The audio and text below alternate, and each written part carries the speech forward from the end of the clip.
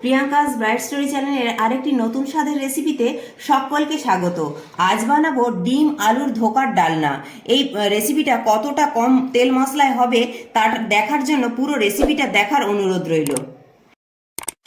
আজকে বাড়িতে মাছ ছিল না, আর তেমন কিছু সবজিও ছিল না, তাই ভাবলাম কি রান্না করব। আর যদি ডিমের ঝোল বা ঝাল করি বা ভাজা করি, আমার ছেলে বলবে মাছ না থাকলে তোমার সেই খালি ডিমের ঝোল না হলে ভাজা, অন্য কিছু করতে পারো না। তাই ভাবলাম এই রেসিপিটা একটু করি। বন্ধুরা, আপনারাও করে দেখবেন, চট জলদি হয়ে যায়, খেতেও দারুণ লাগবে, আর মুখেরও স্বাদ একটু পাল্টাবে। প্রথমে আলুটাকে একটু ম্যাশ করে নিয়েছি, তারপরে দিয়ে দিচ্ছি এতে আদা, রসুন আর কাঁচা লঙ্কার পেস্ট, আর দিয়ে দিচ্ছি পেঁয়াজ বাটা, আর দিচ্ছি লবণ অল্প একটু স্বাদ অনুযায়ী, আর দিচ্ছি লঙ্কার হলুদ গুঁড়ো, আর দিচ্ছি লঙ্কার গুঁড়ো অল্প, আর দিচ্ছি ধনে মৌরি একসাথে গুঁড়ো করা আছে, এটা জিরে গুঁড়ো দিয়ে ভালো করে মাখিয়ে নিতে হবে। আর দিয়ে দেবো 3টে ডিম ভালো করে ফেটিয়ে এতে দিয়ে দিলাম, আর দেব বেসন 2 চামচ। এবার এটিকে ভালো করে মিক্সড করতে হবে। এবার দিয়ে দেব ধনে পাতা কুচি অল্প, দিয়ে এটাকেও ভালো করে এর সাথে মিক্সড করে নেব। এবার ডিম আলুর ধোকলাটিকে ভাপানোর জন্য একটা স্টিলের কৌটোতে একটু সাদা তেল দিয়ে ব্রাশ করে নিচ্ছি। এবার এই ডিম আলুর মিশ্রণটিকে এই কৌটোর মধ্যে ঢেলে দিচ্ছি। টিফিন কৌটোতে সব মিশ্রণটা ঢেলে দিয়েছি। এবার কৌটোর মুখটা এঁটে দেব। এবার এই যে কড়াতে জল গরম হচ্ছে, এই জল গরম অনেক সময় আমাদের এখানে একটা ছোট্ট টিপস, অনেক সময় আমাদের এরকম কড়াতে জল গরম করলে কোনো কিছু করলে কড়াটা কালো হয়ে যায়। স্টিলের জিনিস বা কড়ায় যাইতে করুন না কেন দেখবেন কালো হয়ে যায়। এখানে যদি এরকম 2টো লেবুর টুকরো দিয়ে দেন তাহলে কি হবে, আর কড়াটার আপনার কালো হবে না।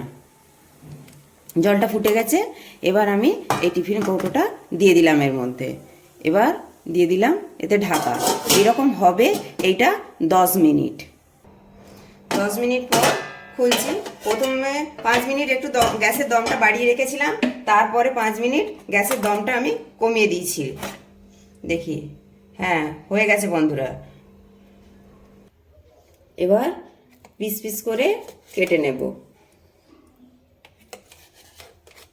খুব গরম, আপনারা সাবধানে এটিকে কেটে নেবেন। পিস পিস করে কেটে নিয়েছি। এবার প্যানেতে সাদা তেল দিয়ে দিয়েছি, একটু গরম হয়ে যেতে এগুলোকে হালকা করে একটু ফ্রাই করে নেব।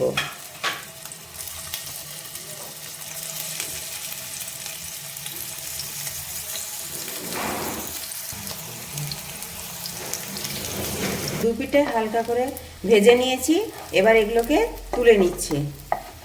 এবার এগুলোকে আমি তুলে নিচ্ছি। এবার একটা কড়াতে তেল নিয়ে নিয়েছি, তাতে দিয়ে দিচ্ছি 2টো তেজপাতা, আর দিয়ে দিলাম গোটা জিরে, গোটা গরম মশলা। এগুলোকে হালকা একটু ফ্রাই করে নিয়ে এতে দিয়ে দিচ্ছি আদা, রসুন আর কাঁচা লঙ্কার পেস্ট 1 চামচ, আর দিচ্ছি পেঁয়াজ বাটা 2 চামচ, অল্প স্বাদ অনুযায়ী দিয়ে দিলাম লবণ, আর দিয়ে দিলাম একটা টমেটো পেস্ট। এবার দিয়ে দিলাম অল্প একটু হলুদ গুঁড়ো, লঙ্কার গুঁড়ো, ধনে মৌরি গুঁড়ো, জিরে গুঁড়ো।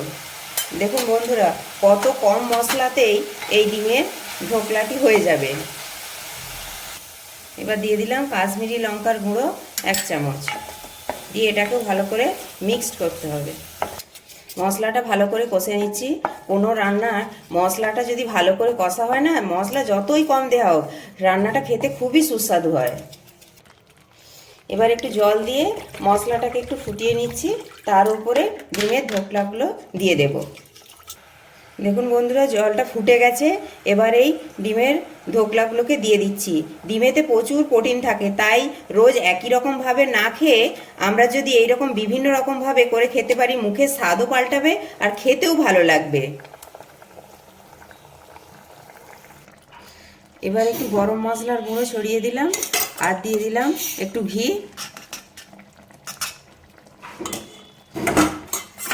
আর ওপর থেকে ছড়িয়ে দিলাম ধনেপাতা। এবার হয়ে গেছে, এবার এটা নামিয়ে দেব।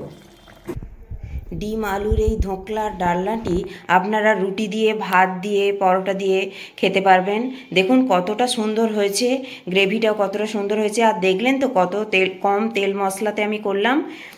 প্রিয়াঙ্কাস ব্রাইট স্টোরি চ্যানেলটিকে প্লিজ প্লিজ প্লিজ সাবস্ক্রাইব করবেন, পাশে থাকা বেল আইকনটি অবশ্যই প্রেস করে দেবেন, আর বন্ধুদের সাথে প্রচুর প্রচুর শেয়ার করবেন, আর অবশ্যই একটি লাইক করবেন। থ্যাংক ইউ বন্ধুরা।